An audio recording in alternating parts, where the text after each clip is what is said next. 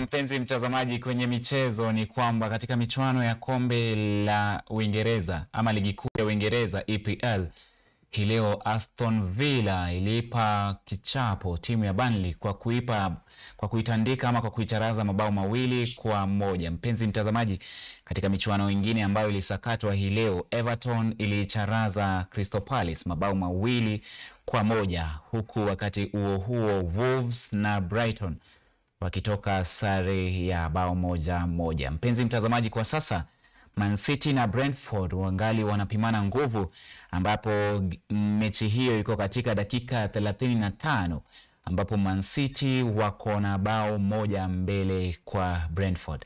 Mpenzi mtazamaji, mechi hiyo inazidi kusakatwa na itakapokamilika tutakujuza atakayojiri, na pia natumai kwamba ulipo unazidi kutazama mechi hiyo. Man City wataicharaza Brentford ama Brentford watalipiza kisasi? Tutakupa mengi kuhusiana na hilo.